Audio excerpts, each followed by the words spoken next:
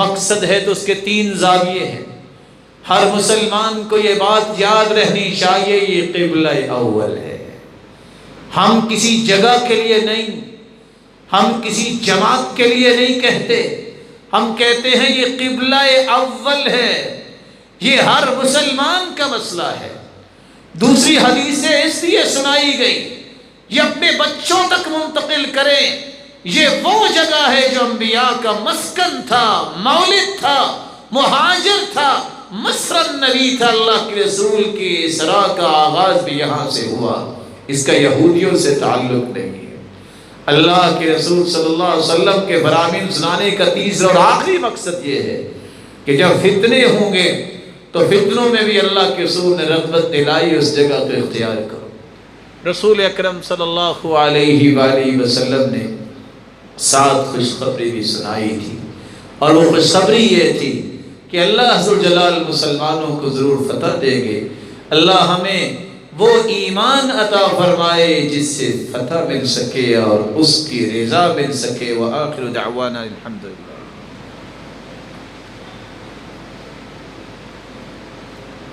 الحمد للہ علی احسانہ والشکر له علی توفیقہ وامتنانہ، اما بعد۔ میری اور آپ کی ذمہ داری کیا ہے کہ ہم کیا کر سکتے ہیں؟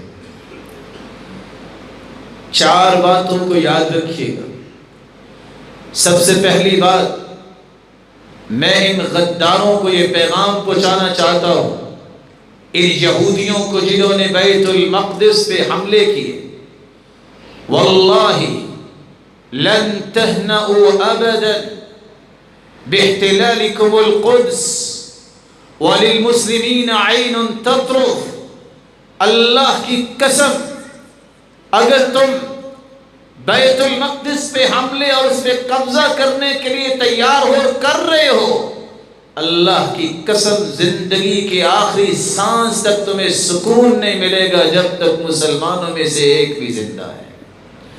یہ میں نہیں کہہ رہا، کیونکہ اللہ کے رسول صلی اللہ علیہ وسلم نے فرمایا تھا، لا تزال طائفة من امتی ظاہرین علی الحق لا يضرهم من خذلهم ولا من خالفهم حتى يأتي امر اللہ۔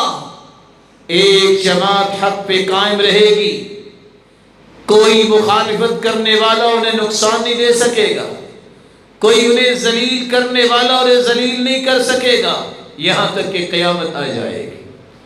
صحابہ نے سوال کیا، اللہ کے رسول یہ کہاں ہوں گے؟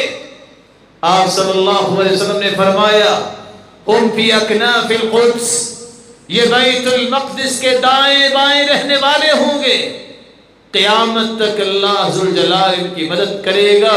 کب؟ اس کا میں اصول بتاتا ہوں۔ اس لیے پہلا پیغام، کبھی بھی اللہ کی رحمت سے تمہیں سکون نہیں آئے گا، فواللہ لنخرجنکم، ایک وقت آئے گا ہم تمہیں نکال کے چھوڑیں گے، عاجلاً او آجلاً، بہت جلد یا کچھ دیر بعد۔ یہ اللہ ذوالجلال کے پیغمبر کی باتیں ہیں جو سچی ہیں، تمہیں نکال کے اور ایک ایک کو چن کے ماریں گے مسلمان، کبھی اس بات کو نہ بھولنا۔ اور دوسرا پیغام فلسطینیوں کے لیے ہے، ایھا الابطال، اے بہادرو، تم نے آج تک بہادری دکھائی ہے، اصبروا وصابروا ورابطوا واتقوا اللہ، صبر کر لو، وقت بہت تھوڑا ہے، اللہ تمہاری مدد ضرور کریں گے، مضبوط ہو جاؤ۔ لیکن مضبوطی کیسے ملے گی؟ اللہ سے ڈرنے کے ساتھ۔ تیسرا پیغام وہاں کے قبائل کے لیے بھی ہے، اور یہ آپ کو بھی سمجھنا ہے کہ وہ لوگ جو منحرف جماعتوں کے ساتھ ملے ہوئے ہیں، واللہ ثم واللہ، اللہ کی مدد آئے گی جب تم اللہ کی راہ میں جہاد کرو گے، اللہ کی نصرت آئے گی جب تم بیت المقدس کے لیے لڑائی کرو گے۔ کسی جماعت کو بلند کرنے کے لیے جن کی اپنے مقاصد ہیں، کسی جماعت کے لیے لڑو گے جو کچھ اور چاہتے ہیں، اللہ کی مدد نہیں آئے گی۔ اکٹھے ہو جاؤ، آ جاؤ حق کی طرف۔ حق کیا ہے؟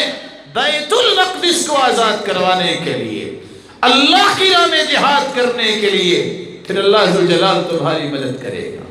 چھوڑ دو ان چیزوں کو جو نام بڑے بڑے دنیا میں آ رہے ہیں، فلاں نے ایسے کیا، فلاں کے ساتھ مل کے کرو، نہیں۔ اللہ کی راہ میں جو جہاد کرتا ہے، اللہ کے وعدے ہیں، اللہ اسے کبھی ناکام نہیں کرتا۔ علیکم بالجہاد، جہاد کو لازم پکڑو۔ فَإِنَّهُ بَابٌ مِّنْ أَبْوَابِ الْجَنَّةِ، یہ جنت کا دروازہ ہے۔ يُذْهِبُ اللَّهُ بِهِ الْهَمَّ وَالْغَمَّ، اللہ غم بھی دور کریں گے، فکر بھی دور کریں گے اس جہاد کے ذریعے جس کا مقصد یہ ہوگا اعلاء کلمت اللہ سبحانہ وتعالی، اللہ کا دین بلند ہو جائے، اللہ کا کلمہ بلند ہو جائے۔ اور چوتھا پیغام امت اسلامیہ کے ان حکمرانوں کے نام ہے۔ آپ کو اللہ نے یہ قوت دی ہے، طاقت دی ہے، کوئی تو ہو جو سلطان ایوبی کی بات کو بھی یاد رکھے، نہیں سوؤں گا، میں نہیں آرام کروں گا جب تک اس کو آزاد نہیں کرواؤں گا۔ کچھ نہیں کر سکتے، تم یہ تو کر سکتے ہو کہ اپنے سفیروں کو بلا سکتے ہو، ان کے سفیروں کو نکال سکتے ہو۔ آج تمہارے ہاتھ میں کرسی ہے، کل کوئی کسی اور کے ہاتھ میں ہوگی۔ کاش اس کرسی کا کچھ وزن سوچ لو، اس کے ذریعے کو اسلام کو اور اسلام کی عظمت اور غیرت کو زندہ کر لو۔ رسول اللہ صلی اللہ علیہ وسلم نے کیا فرمایا تھا؟ ابراہیم علیہ السلام جب ان کو آگ میں پھینکا گیا، ایک کردار وہ تھا جس کو آج چھپکلی کہا جاتا ہے، پھونکے مار رہا تھا کہ آگ بڑھے، اس کی پھونکوں سے آگ بڑھ تو نہیں جانی تھی، لیکن کردار بن گیا کہ چھپکلی کو اگر ایک ضرب سے مارو گے 2 نفلوں کا ثواب ملے گا۔ ایک وہ چڑیا تھی، یہ بھی کردار ہے، وہ بھی چونچ کے پانی لے کے آئی، اس کی چونچ کے پانی سے آگ ختم تو نہیں ہو جانی تھی، لیکن کردار تھا جو میری صلاحیت ہے میں اس کو استعمال کروں۔ مسلمانوں کی ذمہ داری کیا ہے؟ مسلمانوں کی سب سے پہلی ذمہ داری جو عام مسلمان ہیں، فلسطینی مسلمانوں کی تکلیف کو اپنی تکلیف سمجھو۔ انما المؤمنون اخوہ، مسلمان کا بھائی ہوتا ہے۔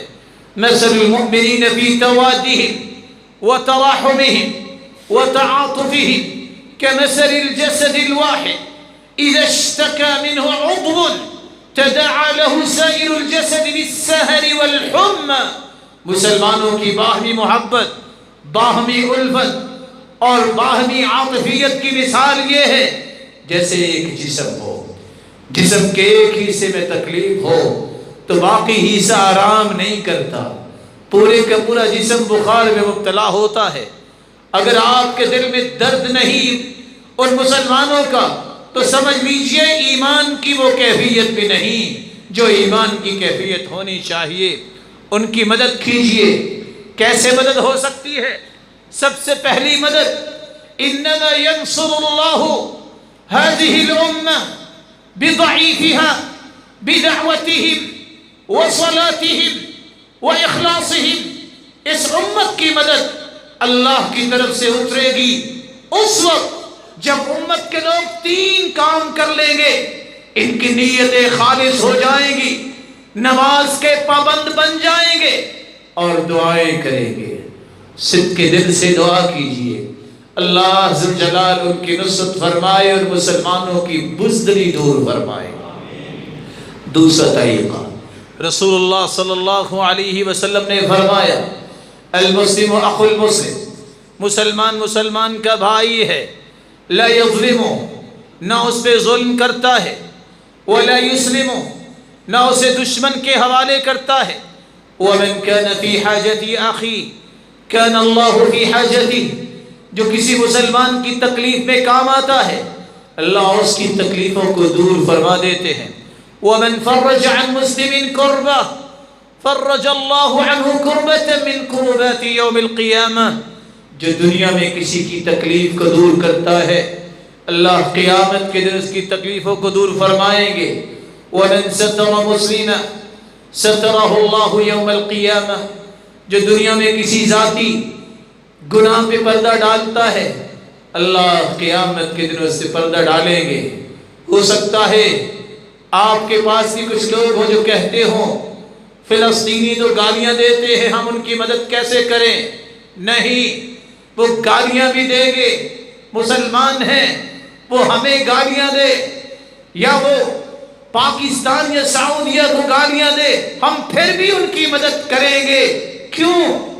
ان سے کہیں گے اللہ ذوالجلال سے کہ اللہ ان کو معاف فرما، یہ پریشانی میں ایسی باتیں کر رہے ہیں، جب کو مدد کے لیے نہیں آ رہا تو کہہ رہے ہیں ہم پھر بھی مدد نہیں چھوڑیں گے، ہم پھر بھی بیت المقدس کے لیے اپنا مال، اپنی صلاحیتیں پیش کرنے کے لیے تیار ہوں گے۔ کسی کی معمولی برائی کی وجہ سے اللہ کے احکامات کو نہیں چھوڑا کرتے۔ رسول اللہ صلی اللہ علیہ وسلم پر قرآن نازل ہوتا ہے وَاتَّقُوا فِتْنَةً لَا تُصِيبَنَّ الَّذِينَ ظَلَمُوا مِنْكُمْ خَاصَّةً وَاعْلَمُوا أَنَّ اللَّهَ شَدِيدُ الْعِقَابِ۔ جب فتنہ آتا ہے، جب آزمائش آتی ہے تو مت سمجھیے گا آج ان پر ہے، کسی اور پر بھی آ سکتی ہے۔ اس لیے مسلمانوں کے غم کو اپنا غم سمجھو، ان کی خوشیوں کو اپنی خوشیاں سمجھو۔ ذرا سوچو میں اور آپ کس طرح ٹھنڈی مساجد میں نمازیں پڑھتے رہے اور ان پہ گولیاں برسائی گئی، ہم عید کی خوشیاں مناتے رہے، کسی کو کیا پتا کہ ان کے ساتھ کیا ہوتا رہا۔ مسلمان کا غم جب ان کا رب ایک ہے، قرآن ایک ہے، قبلہ و کعبہ ایک ہے، نبی ایک ہے، تو ان کے غم اور خوشیاں بھی ایک ہونی چاہیے۔ رسول اللہ صلی اللہ علیہ وآلہ وسلم کے فرمان کی روشنی میں جہاں ہم دعا کر سکتے ہیں، جہاں ہم ان تک اپنا مال پہنچا سکتے ہیں، کسی بھی ایسے اوتھینٹک سورسز کے ذریعے، بہت اچھا ہو کہ حکومت اس کی ذمہ داری لے تاکہ تھرو پراپر چینل یہ کام ہو۔ اور تیسرا کام جو میں اور آپ ہر ایک کر سکتا ہے، اور وہ کیا کام ہے؟ اس کی اشیاء کا بائیکاٹ کرو۔ سوچتے ہوں گے آپ اس سے کیا ہوگا، اس سے پتہ کیا ہوگا؟ جس طرح آپ کو بیت المقدس اور بیت اللہ پہ حملے سے کبھی نیند نہیں آئے گی، اس طرح جب ان کے پروفٹ پہ ہٹ آتی ہے ان کو نیند نہیں آتی۔ ان کا رب مال ہے، ان کا رب پیسہ ہے، ان کے نقصان کو وہ کبھی برداشت نہیں کریں گے۔ اس لیے مسلمانوں کو اس بات پہ بھی توجہ دینی چاہیے، کچھ نہیں ہوگا اگر ان کی اشیاء کا بائیکاٹ کریں گے۔ یہ آپ کا وہ حصہ ہے جو چڑیا چونچ میں پانی لے کے آئی تھی آگ بجھانے کے لیے۔ اللہ ذوالجلال سے دعا ہے اللہ مسلمانوں کی بزدلی دور فرمائے، الہ العالمین امت اسلامیہ کی مدد فرما، مولا کریم مسجد اقصی کو آزاد فرما، مولا کریم المظلوموں کی مدد فرما، جو فلسطین میں ہے یا کشمیر میں ہے یا کسی اور جگہ ہے، الہ العالمین جو ظلم کی چکی میں پس رہے ہیں، تیرے سوا کوئی مددگار نہیں، الہ العالمین ان کی مدد فرما۔ مولا کریم ہمیں سچے دل سے دعائیں کرنے، صلاحیتیں استعمال کرنے، مال پیش کرنے اور یہودیوں کو سبق سکھانے کی ہمت اور توفیق عطا فرما، اور تیرے شعائر کی حفاظت، اے اللہ ہو، بیت اللہ ہو، مسجد اقصی ہو، مسجد نبوی ہو، مسجد قباء ہو، بیت اللہ کی بیٹیاں یہ مساجد اور مراکز ہوں، ان کی حفاظت کی توفیق عطا فرما۔ الہ العالمین ان لوگوں کی سب میں شامل فرما جس کے بارے میں تیرے پیغمبر نے فرما دیا قیامت تک کے حق پر قائم رہیں گے، ان کو کبھی پریشانی نہیں ہوگی یہاں تک کہ قیامت آ جائے گی۔ اللہ ہم سب سے راضی ہو جائے اور اللہ ذوالجلال قیامت کے دن اپنے محبوب کا ساتھ نصیب فرمائے اور اپنے دیدار کا مستحق بنائے۔ وآخر دعوانا الحمد للہ رب العالمین۔